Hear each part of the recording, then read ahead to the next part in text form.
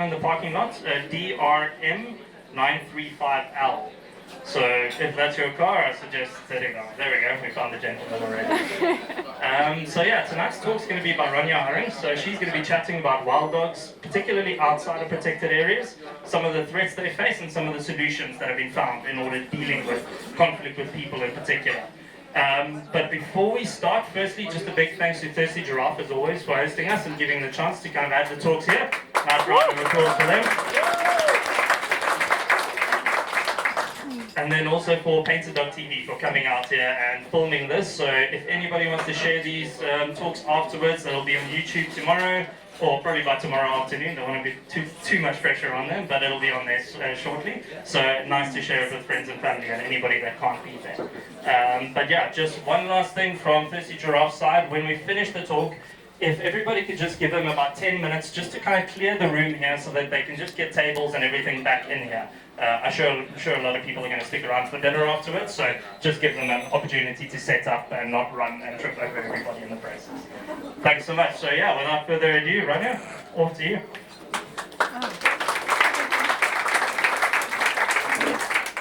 Hi, can you hear me?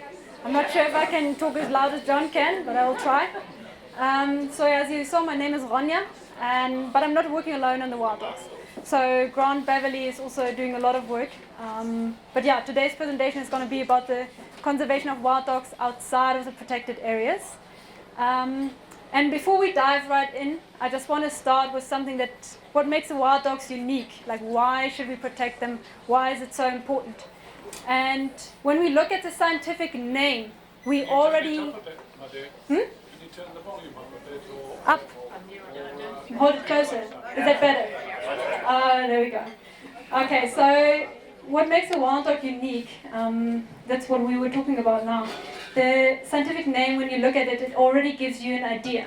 So it says Lucon, not Canis, for example. So Canis is the wolves, the European wolf, the Ethiopian wolf, even our domestic dogs. They belong to the Canis group. So a lot of different species that belong into that group. Lucon, on the other hand, only has a wild dog. So that makes it genetically very, very unique. And when we look at the full name, Lucon pictus means painted wolf-like animal. And that brings us to the next point. So wild dogs are wonderfully colorful. They all got their unique pattern, which helps us actually with our research and in protecting them to identify them. But it also helps themselves to recognize each other in the field. So when they go out hunting, we think that they can see each other from like 50, 100 meters and know which individual it is. So it helps them as well. When it comes to the anatomy, they're quite large. They go up to 70 centimeters high. So it's the largest like dog-like or like animal that we've got here in Africa. Also, it lost some digits along the way. So obviously it's sharing an evolutionary path with the dogs, but like it lost its digits along the way. So when you look at your domestic dog at home, you will notice in the front it's got 5 paws. One is a little bit higher up. We call that the dew claw. Wild dogs don't have that. And we think it increases like the stride length, it helps with speed, because usually the less digits, the faster the animal. So a horse, when you look at a horse, for example, like only one toe, incredibly fast. And also it got these fused digits. So you see here, the toes in the middle are fused, which helps with a little bit of extra grip in difficult terrain. And lastly, the dentition. So you see here, with the red dots, that's the premolars. The blue dots, that's the molars. And the premolars, relative to the body size, they're extremely big. It's only the hyena that's got bigger premolars, and it helps with crushing bones. And then we've got these teeth here. The last premolar and the first molar, they are enlarged. We call that the carnassials. And they're also quite pronounced in the wild dogs, and they help with sharing the meat. So it increases the speed at which they can eat, because it just slices through the meat. I don't know who's seen wild dogs eating. It's usually a very quick affair. So, yeah. And lastly, social behavior. The wild dog is a near cooperative breeder. So there's usually one female that gives birth to a litter, and all the others, they come help raise that litter. They help with the hunting, they help with the feeding. So that's quite unique as well. All right, a little bit of background on the wild dog itself. So it is an endangered species. The global population is declining. In South Africa, we're lucky, they're actually increasing a little bit, but globally they're declining. And we think there's roughly 6,500 individuals left. Now we must just remember, not all these individuals breed. We just had it about the cooperative breeding system. So there's only about 700 females that actually give birth to a litter every year. In South Africa, we've got roughly between 350 and 400 wild dogs, and 80 of those are on private lands outside of the protected areas. So if you've got a wild dog running through your property or through your little farm, it's actually quite a unique thing. We're very privileged to have that, especially in this area. Of most in South Africa, that's not the case. So yeah, it's like 20% of the wild dog population. So it is a stronghold, hey? It's quite a stronghold for the entire population that we've got in South Africa. Okay, I wanted to give you, since we're in Hoedspruit here, just give you a little bit of an idea what's in the area. So on the left side, that's a very recent picture of the home ranges that or the packs that we've got here. There's one in the north, like northwest, close to Makalani, where we just recently collared a pack. Then there's a pack here that's close to the airfield, often seen on the airfield, even comes onto the Hoedspruit Wildlife Estate. So some of you guys might have seen it on the Argyle Road, and yeah. And then there's another pack a little bit more to the east, and that's making use of Timbavati, here a little bit to the south, Kapama, Klausiri. So there's 3 packs, and then there's another one here. At the moment, it's a lot in Thornybush, also Dente last season, but that pack actually used to be a lot along the Guernsey Road, at Umfangazi, Buffalo Land, and they do still come out. They go here to Sandringham. So yeah, those packs in particular make a lot of use of private land. Here we zoomed in a little bit, so the Guernsey Road is somewhere here. You can see Thornybush, Kapama, that's the BB pack, the same pack that you see here. And then we've got one that's roaming a little bit more this area. Not the airfield pack, but the one that's making use of Timbavati. The collaring for us is very, very important. So first of all, it helps us to monitor the dogs. We can follow up on them. If there is conflict, we can see, okay, where are the dogs now, just count and make sure everyone is there. It helps us to help the farmers, because we know, oh, this dog is there at current. So we can contact the farmer, we can just discuss how we approach the situation. So yeah, for us the collaring is extremely important. So why are private lands in particular so important? Why can't we have all the wild dogs in reserves? That wouldn't make life so much easier. But first of all, of course, it's living space for the wild dogs, but also it's a competition refuge. So wild dogs are in strong competition with lions. Actually 30 to 40% of natural death in wild dogs is due to lions. So when they see, like outside of the protected areas, not everyone is having a lion on their farm. So it's quite nice for the wild dogs to go there. And there's a lot of game as well. So it's a kind of a safe place to be. And then it's a genetic reservoir. So we spoke about, okay, roughly 20% of the population is on private lands. So it's important to preserve those genetics. And to be quite fair, the prospects are favorable. So a lot of, not that much ago, but like a couple of years ago, we had that land use change from livestock rearing, from cattle farming to wildlife farming. So people realized, okay, there's value in wildlife, and that allowed us to actually leave the areas as natural as possible. Game numbers went up. So for the wild dogs, it's an ideal situation, and there is scope for expansion. Okay, there's just one problem though, that's us. A lot of wild dogs are killed by humans or human impact. Roughly like 61% of deaths are due to anthropogenic causes. A big one is vehicle and train collisions. Then we've got the snaring, particular, like in our area, snaring is a big problem. Poisoning, not so much. I think a little bit more north. but it can become an issue anytime. And then of course persecution, where people deliberately shoot wild dogs, even though it's not allowed, but they still shoot wild dogs or kill them in any other means. And that's often a direct result of human-wild dog conflict. So why is this a problem? As you see, like 61, 62%, it's quite a lot. But it's additive to natural mortality. Wild dogs still die of natural causes. There's still lions out there of old age, disease. Whereas disease you can almost add there on top. Because, I mean, rabies, distemper is also transferred or transmitted from domestic dogs to wild dogs. Another big one is we need intact units. Because wild dogs, they have this big litter, they need their helpers to actually raise their young. So if you take helpers out one by one, it's becoming more and more difficult for them to actually raise the litter. And also, imagine you drive over an alpha female.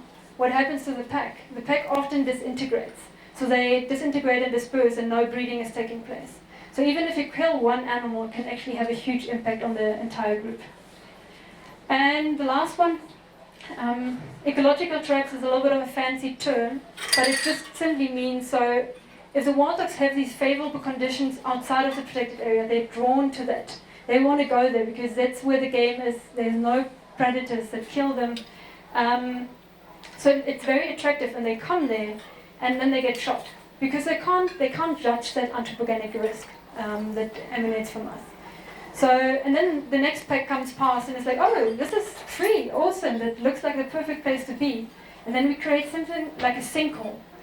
Where dogs just disappear, but we're drawing more and more dogs out of the source population. In our case, then Kruger.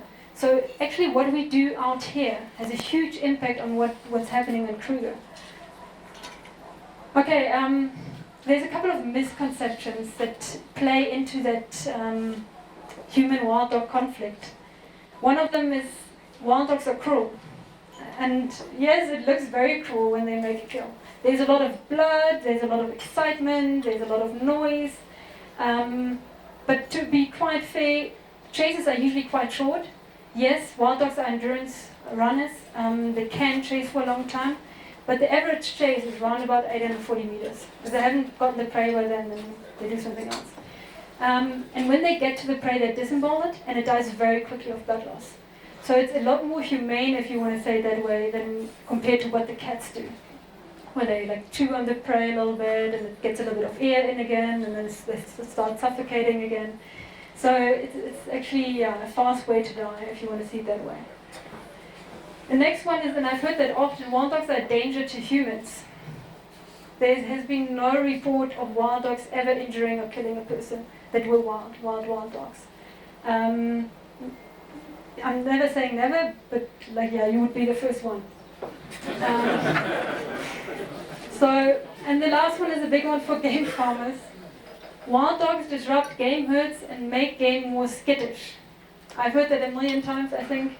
And yes, when it's a small fenced-in farm and they're denning there, they can deplete quite a lot of the animals there. I'm not going to lie, that does happen, and we try to help in that scenario. But in general, when the wild dogs are moving through, it has very little impact on the game. And there's a good reason for this. So it's not something that I'm just making up. There's a reason for it. So wild dogs are cursors. So they run long distances in order to find prey. They move a lot. Sometimes people even say they're nomadic. I'm not sure if I would agree with that, but they move a lot.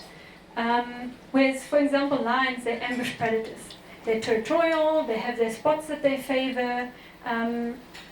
So for an impala to be skittish for days or even hours after they saw a wild dog doesn't really make sense, because by the time the wild dog is long gone.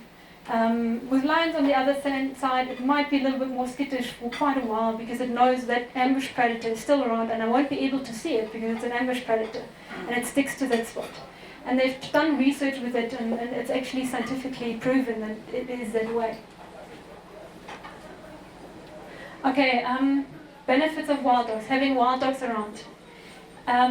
There's huge ecological benefits. They keep prey populations in check. So I'm, for example, also involved at Guernsey Private Nature Reserve, we have a huge problem with impala populations just exploding. And I think we're not the only ones in the area. Husvad Wildlife Estate comes to mind, and some other places. So it's actually nice to have it like regulated naturally, where the wild dogs take care of that. And they also keep the populations healthy. And to be honest, I always thought that was a little bit of a myth that people, like conservationists, tell people, so they're not that angry with the wild dogs or the predators in general. But I dove into the literature, and I found like a couple of very interesting articles, and they're basically saying the same. But one of them I want to mention in particular. So they did a research on bone marrow fat. So bone marrow fat is the last reserve animals make use of when they are starving. So they did this research in winter when there was not too much food around. They randomly culled a couple of impala and then compared the bone marrow fat reserves with the ones that the wild dogs captured or killed. And they actually found they actively selected for the weaker individuals that were in worse condition. So for the game farmers amongst you guys, that actually helps to keep your game populations healthy and have the strongest genes passing on. So I think like maybe short term you might not notice, but long term it's quite something to reckon with. And then of course there's financial benefits for ecotourism. There was quite a cool study that they did. They wanted to see how much time do tourists actually spend with different animals. Lions run about 10 minutes, wild dogs run about 40 minutes. So I'm not sure why all these reserves want lions on the reserves. Tourists are way more interested in this. And it's especially like South Africans that are interested.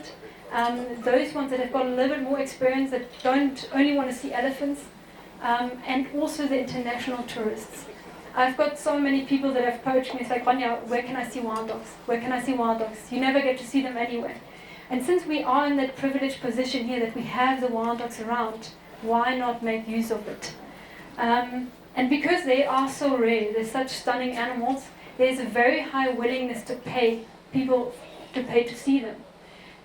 So the Waterberg Wild Dog Initiative did like a couple of ecotourism operations where they set it up for the farmer, very easy. They charged every person that went onto that excursion 650 Rand. They now realize it's way too little. They increased it to 850 Rand, still boomed. People just wanted to see them. And so this was when they still were charging 650 Rand. So in 6.5 weeks, they raised almost 55,000 Rand. And they got donated a lot of carcasses to feed the wild dogs. So they lured the wild dogs a little bit away from the den. They didn't want to disturb the den site. And then at the same time, it lowered the impact the wild dogs had on these surrounding farmers because they wouldn't hunt as much because they were being fed. And yeah, like there's something that we did last year, and I'm going to show you now. It's a little bit similar to what they did. We didn't have the chance to do an ecotourism operation, so we still wanted to lower the impact for the neighboring farmers because some of them were not too happy with the wild dogs around. So we supplemented their diet with impala. I hope it gets kind of run. I think you're going to get the gist of it. So what we did there is that we went close to the den so that the wild dogs were kind of coming out looking for us, and then we would pull that carcass behind the car. Why did we do that? Because we wanted to get the wild dogs away from the den. We don't want any leftovers at the den site, so to not attract other predators there. And also it allows them to show a little bit of natural behavior, have a little bit of a chase, have a little bit of a run and that excitement, so that they get that a little bit out of their system and don't feel bored 2 hours later again and still go out to hunt. Then we stopped, they could feed, and later on I would jump out and just retrieve the rope. But yeah, they had a lot of fun. I had a lot of fun. And these carcasses, they were kindly sponsored by the Timavati. So yeah, that was very much appreciated, helped a lot. Is there any questions so far? Fantastic talk, thank you very much. Okay. Okay, we're not done yet. Sorry. Oh, there we go. Okay. But there's not only things you can do during the denning season, there's also things you can do outside of the denning season. And I know game farmers always feel a little bit desperate because with livestock farmers, to protect your livestock, I don't want to say it's easy, but it's a lot easier. There's a lot of things you can do. You can have a livestock guardian dog. You can corral your animals, put them in a boma at night. You can put up flashlights to deter predators. You can put collars on your livestock. There's a lot of different things that you can do with your livestock. But game, you can't just put in a corral. You can't manipulate the movements. It's often vast areas, like if it's a couple of hundred or even 1,000 hectares, how are you going to protect your game? And I want to talk about a couple of options now. Fencing is one of them. I'm not a big fan of fencing. It disrupts the landscape. It's expensive to put up. You divide populations. So for me, it's not ideal, and it is an option if it's a well-maintained, good electric fence. It will help with the wild dogs, but they are escape artists, and they're good with fences. But yeah, if it's a very good fence, it might help. This is one I like. So if you have an expensive species, let's say Miala or Kuru, and you just got in some really good genes and you don't want that particular animal to be eaten, what you can do is that you introduce a buffer species. So wild dogs usually hunt relative to the abundance of the prey. So if you put in a cheap animal that easily reproduces like the impala, the wild dogs are more likely to go for these ones. Another one is swing gates. I've never tried it with wild dogs, I'm going to be honest. I've tried it with hyenas, that worked fairly well. Namibia has tried it with cheetahs, also worked fairly well. So what's happening here is that in the fence line you put in these swing gates where the warthogs usually would dig their holes. And then you close all the other holes that the warthogs or the porcupines have dug, and then leave these gates in. The warthogs and the porcupines and whatever else, like these little animals, the digging animals, they understand it fairly quickly and they just go through and they're like, awesome, I don't have to dig any holes anymore. This is very comfortable. Predators, they're a little bit stupid when it comes to this. They need a visual opening in the fence. Otherwise, they're a little bit hesitant to go through. They're very skeptic. But as I said, I haven't tried it with wild dogs, and they're smart. They might learn. But there was one farmer here in the area, and I think he had a very good idea. So he doesn't like the wild dogs too much. So what he did is he installed swing gates like that one, but they only open one way. So when the wild dogs are on his property, he opens these swing gates completely, just stucks them right open, and chases the wild dogs out and closes these swing gates again. So I think that was quite a smart idea to do. My absolute favorite is this one though. And I've done a study on the deterrence effect of lion scat on wild dogs. And so this is a little bit of a fresher scat, this one is a little bit older. And so what you can also do is work with indirect cues of the predator. So for example, the lions. I also would play sounds, but in the study I focused more on the nose. So, and I want to tell you a little bit more about it now. So there is intra-guild interaction, which just means like our bigger carnivores that compete with each other. And there's exploitative competition, which is a fancy term for it's like they indirectly compete for food resources, with wild dogs for space.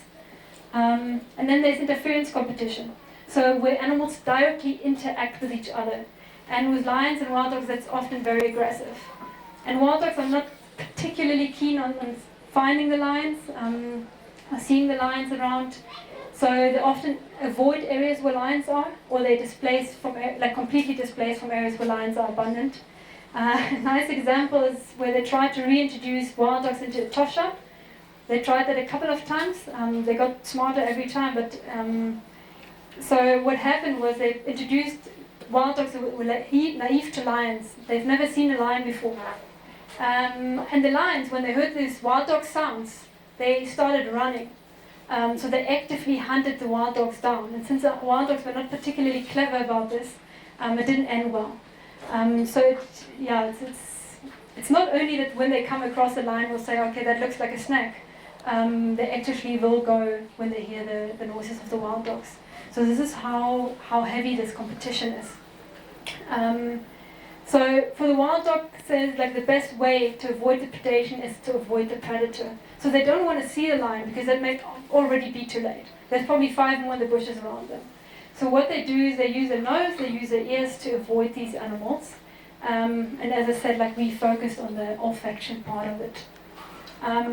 Just to give you a little bit of an idea, so we have different study areas here. The red squares or red areas, that's those where I put out my lion scat. The blue ones are those where there was no scat, just as a little bit of a control. And then I asked a couple of facilities to collect some lion scat for me. We had a lot of lion scat in the end. I think we had like a ton almost. Yeah, so I was well known by then. So they froze it for me because you want to keep it fresh. And then I went out in the field and distributed a ton of lion scat. So I would put it along the perimeter of these plots. Every 100 meters I would put lion scat. With roughly 100, 120 gram. Put a little bit of water on it so it refreshes the scent a little bit. And I replaced it every 10 days. So it was a intense time. And we were looking at two parameters. The number of incursions. So how often did the wild dogs go into these plots that we treated? And how long did they actually stay there? So what we found is that there was a reduction in wild dog activity in areas that we treated. It even exceeded our expectations, so they avoided the whole area completely. So incursion events dropped by 56%, incursion duration by 73%. And something I want to mention here is that like a lot of these mitigation measures are not 100%. It's not like where the wild dog walks and then it comes across a line of scat. It's like getting electric shock and turning around. So it will sniff this, it will recognize it, moves on, and then it will encounter scat again. And it's like, ooh, this is a lot of scat for this small place. So we're mimicking high lion densities. But of course the wild dogs have to kind of enter to get this, the sniff of it. And this is sometimes a little bit difficult to explain to people, and I understand that, because I had it one time, for example, a farmer phoned me, it's like, Ronja, I had these wild dogs now for weeks, and they're on my farm, and I can't get them off. And I was like, okay, I'm on my way. And I came that same day, or maybe the next day, and I saw that the wild dogs had left already. They had gone south. But I know the pig very well, and I knew they wouldn't stay south, it's not their area. So what I did is I put a lot of lion scat where I knew they would go through when they come back, and some other places on the farm where I knew that where they like to hang out. So the wild dogs came back the next day. They zoomed through. They were gone in like a couple of hours compared to the couple of weeks that they stayed there earlier. But the game farmer saw them. And it's like, Ronja, your method is not working. Nothing on it. Because obviously he sees them, and for him it's like proof that it didn't work. But yeah, the wild dogs were out in a couple of hours. But anyways, so yeah, sometimes the communication is key in this, I think. What we also notice is that wild dog activity, like whether it decreases or not and how much it decreases when we use these methods, depends on a couple of factors. We don't know which one exactly, but I think all of them play into it a little bit. So availability of alternative habitat. So if I have an animal, like we had one reserve that was around about 7,000 hectares, and I had a lot of plots there, but some of them in really good feeding areas. So the wild dogs had nowhere else to go. So when I put my scat there, the wild dogs were like, okay, great, there's lions here, but I don't have another option, I have to hunt here. So obviously, like alternatives play a huge role. Variation in habitat structure. So depending on how the habitat looks like, wild dogs displaying more risky behaviors or less risky behaviors. For example, when it's dense, they're like, the lion is unlikely to see me, so let's just give it a try. So yeah, habitat structure plays a role. And then the internal factors, and I mentioned that before. So for example, the Tosha dogs, when they're naive and they don't really know what to do with lions, they're less likely to react to indirect cues. So yeah, they tried it with a lot of variety of animals, and actually usually, according to the scientific literature, like avoidance behaviors are best when the animal regularly encounters that predator. Then it will react the most to the indirect cues. So that also has an impact. Yeah, I think I talked very fast. We're already like close to the end. or at the end. Is there any questions? Is there anything you're curious about?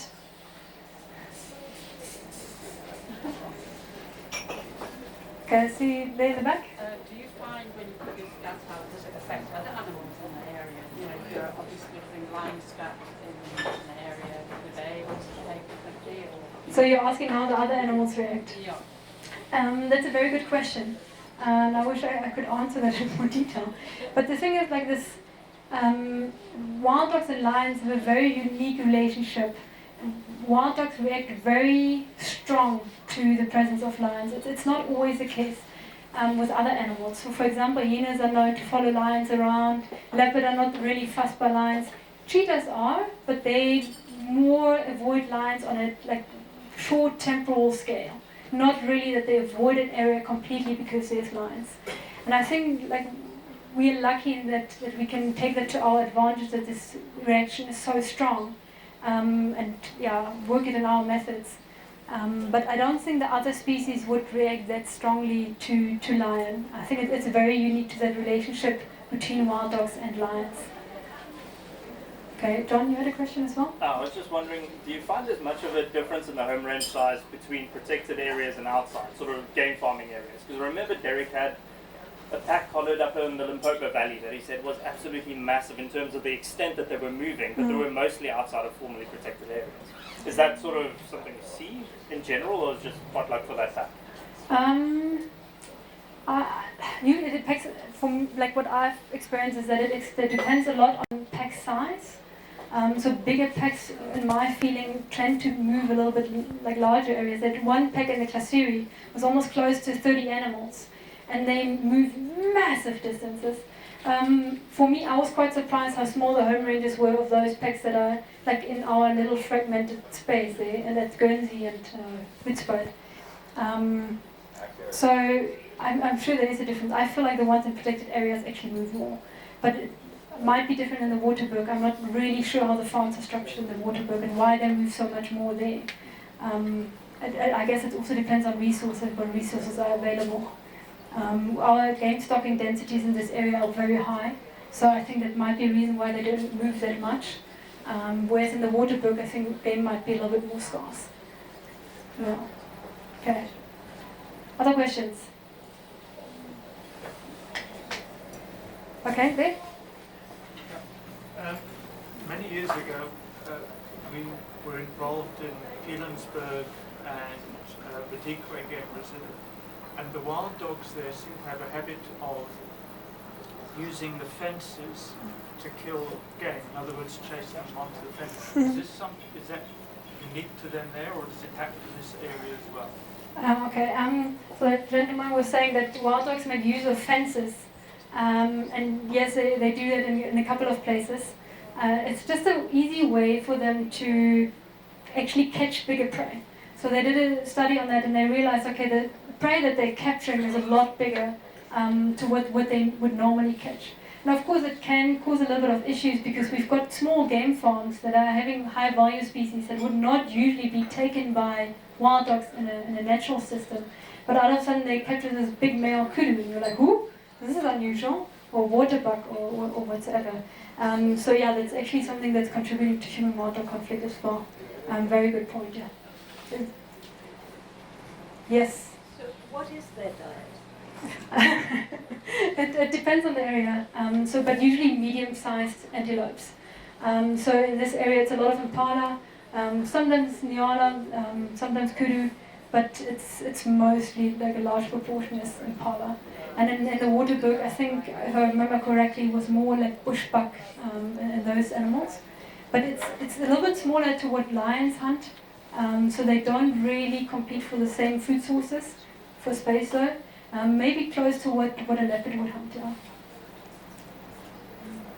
Okay. Anything else? Anyone else? Yes? Yes. Yeah, Oh, sorry. Okay, next one. sorry. You've mentioned game farms. Mm-hmm. So if there are people from game farms, owners, managers who are here this evening or who are watching, what's your take-home message for them? For game farmers? Yeah. Give it a try. No, like honestly, like a lot of people are very I don't know, they worked with too many NGOs, or they haven't seen any improvement on neighboring farms or whatsoever. People tend to be very antagonistic because they know the challenges, they know that their farm is big, they know that they have certain animals. But just sit with us, and we make a plan together. And we will try our best to help you where we can. And maybe we can come up with something good, and make your life easier. Because we are also interested in helping you guys. It's not that we want to antagonize you, or that you are the bad guys. We see what you're going through with the wild dogs sometimes. So we want to help, and there is actually options. You just need to make use of them. Yeah. But there was another question here. Yes. I rather liked the part earlier where you spoke about the 700 females that were responsible for raising the herd, so to speak. Yeah. How does one cope with that effect as the females diminish? Yeah, it's difficult. So what we're doing a lot with Endangered Wildlife Trust at the moment, I'm not that involved with this, but we have the only viable wild dog population in South Africa is in Kruger. And then we've got something what we call the meta population. So we've got smaller protected reserves that all wanted wild dogs. And we said, okay, let's give it a try. It's a little bit too small for a viable population, anything even close to that. But we will manually move wild dogs around to make sure that the genes don't collapse. So yeah, that's something that we're trying to achieve Very here. important. Yes. Thank you. No, 100%. That was a very good point, yeah. Okay. I think, did that answer your question? It did indeed. Okay, cool. Is there anyone else? I think otherwise, we're done, huh? Next question. Are there Yeah. free tequilas? Huh? Are there free tequilas? If you want to offer, sure. Okay, cool. Yeah, thank you very much for listening. Yeah, have a lekker day.